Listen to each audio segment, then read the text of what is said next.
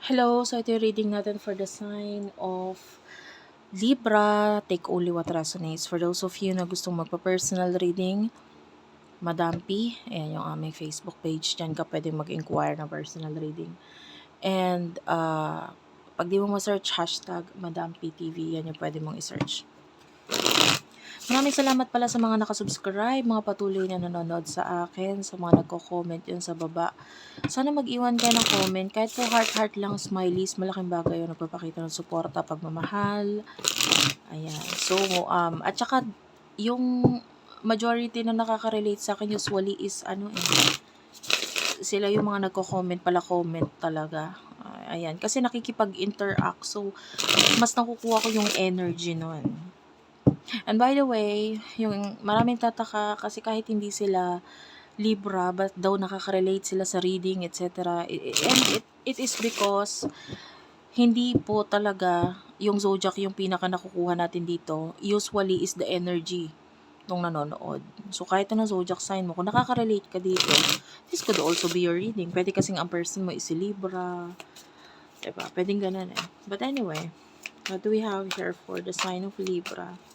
Sun, Rising, Venus, Jupiter, Libra, Spirit Guides, Angel Guides. What do we have here for Libra? Bottom of the deck, you do have here the Eight of Wands, the Hanged Man, the Two of Wands, and the Three of Wands. Actually, nakakakita tayo ng growth sa'yo. Kaya lang yung iba sa inyo, you feel like with the Hanged Man, parang ikaw ay stuck or hindi ka makaalis or maybe walang growth, hindi mo nararamdaman yung growth. It could be like that. Pero may nakikita tayong growth sa'yo. It could be something to do with your hobby. What makes you happy. No? So, pwedeng yung iba, you're running out of time with the Eight of Wands energy. Pwedeng may mga due dates ka or may mga hinahabol kang oras or time. Parang kailangan mong asikasuhin, tapusin, and you feel stuck with the Hanged Man. Nine of Wands, this is very challenging, nakapagod. Yung iba, pwedeng nahihiya or what regarding dito sa bagay na to. Pero as much as possible, you are a Libra. Natutuwa ako sa energy mo. Kasi meron kang, although, yung may time sa'yo na stress, may times din or may panahon ka pa rin para i-balance. You know, Libra, they are represented by the sign ng balancing or weighing scale. So, part of you is magaling ka mag-balance. Na kahit stress ka, may panahon pa rin sa'yo para tumawa or mag-enjoy or maybe more creative, ilagay or ilabas itong creativity. 'Di ba? Yung iba sa inyo, kahit pagod ka, stress ka, at the end of the day, meron kang pinagkakaabalahan, nagagawa mo pa maglaro or mailabas yung inner child mo, which is good. Nababalance mo yan, which is napakaganda ng energy mo dito. Pero, yeah, part of you is stuck. Person nakakonect mo pagdating sa love. Who is this person? Person nakakonect mo pagdating sa love. Person nakakonect mo pagdating sa love. Spirit guides, angel guides, please tell me. Pagdating sa love, who is this person that you're dealing with? Pagdating sa love, spirit guides, angel guides, please tell me. Person nakakonect mo pagdating sa love. Okay, thank you, spirit guides, angel guides.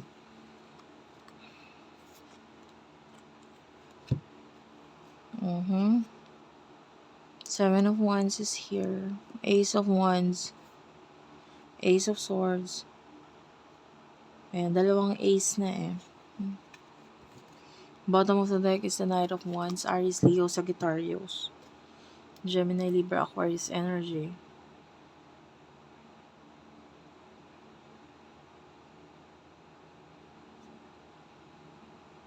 Ang energy niya, new person, and this could be not just one, it could be two na new person ang paparating sa buhay mo. And then with the Seven of Wands, nandun yung pagdadalawang isip mo regarding dito sa bagay na to. Sino or alin ang pipiliin ko? And yung iba, Actually, whether new or past energy, it could be pwedeng dumating sa point mo na meron kang mga choices and hindi mo alam kung alin doon yung pipiliin mo. Kung sino ang dapat or alin ang dapat. Emotions. Tell me about the emotions here.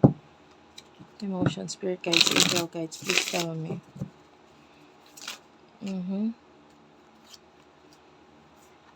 Six of Wands, Queen of Swords, at saka Queen of Pentacles.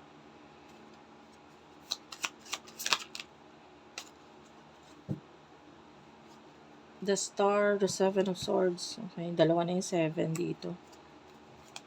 Parehong matimbang yung energy niyan. Five of Swords is here. Bottom of the deck, you do have here the Four of Pentacles, Taurus, Virgo, Capricorn. Six of Wands.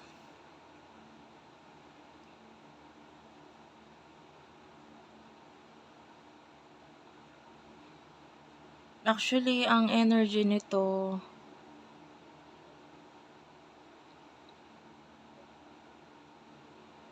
I do get this feeling na a lot of you is, ikaw yung tipo ng tao na mabilis kang ma-fall or ma-in love dun sa mga taong parang kailangan pang ayusin, tuktukan, parang ganon. Pwedeng itong taong to, marami pa siyang lessons na dapat matutunan. Tapos ikaw yung magtuturo sa kanya, like, ganon. And, ayan, wait lang.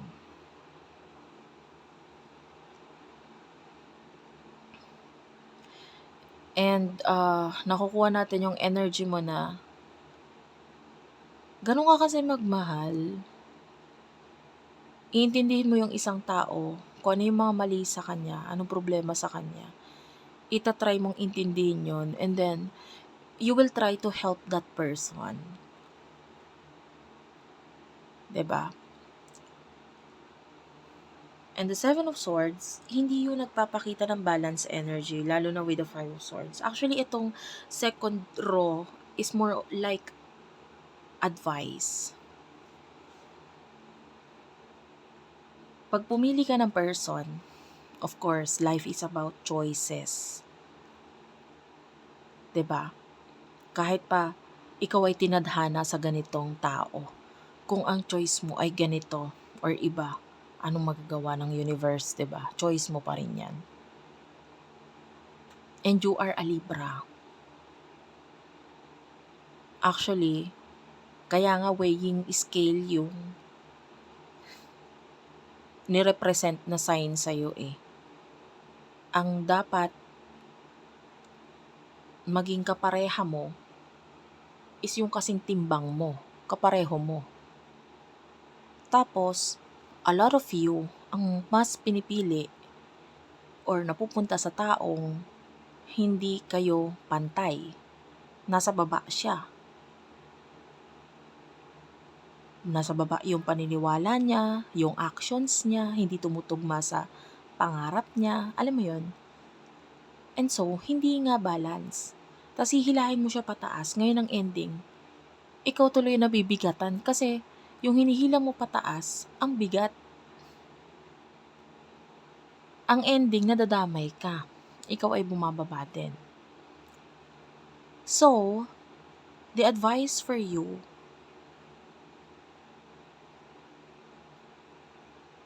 huwag ka mag-chase or huwag mong pilitin yung sarili mong hindi ka talaga para doon. Huwag mong ipilit yung hindi para sa'yo. Parang ganon. Si universe will try to give you yung person na para sa'yo, the one that you deserve. Ibibigay niya yan eh. Pero, kailangan willing ka to accept itong ibibigay na ito. Hindi yung sarado yung utak mo, sarado yung puso mo. Kasi ang nasa isip mo, hindi ba iiwan din ako niyan eh. Doon ako sa alam kong sure na hindi ako iiwan. Kasi may gusto rin yun sa akin eh. Or kailangan niya kasi ako. You know what I mean? Nararamdaman mo na parang etong isang person is, ah, mas kailangan ako nito kaya hindi ako iiwan nito. And so that is not love, that is pangangailangan, which is not good. Okay? So, tendency pwede ka matrap sa isang situation.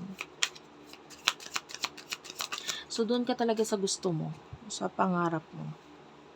Yun yung advice. And you do have here the Death card and the Eight of Swords. Yeah. A lot of years nakikita natin ang pagkaalis or aalis sa isang stuck na situation. I can see decision here. Oh, wow. Alam mo, ibang bagong energy to kasi yung iba sa inyo, indecisive talaga eh. Mahirap talaga magdesisyon. 'Di ba? Parang pagdating sa mga desisyon sa buhay, you need someone na magdedesisyon para sa'yo. You need other people's opinion regarding dito. And nakakabagal yun, na nagiging dahilan yung um, pagiging indecisive mo para ma-stuck ka sa isang bagay. So in the future, I can see you, not being yourself.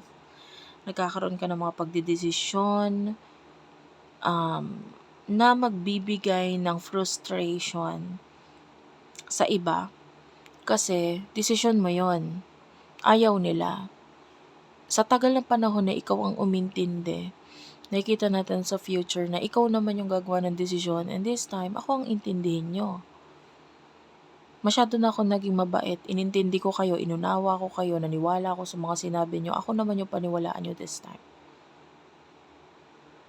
You're getting rid of something or someone in your life na you feel like hindi mo na to deserve or kailangan na talagang i-let go.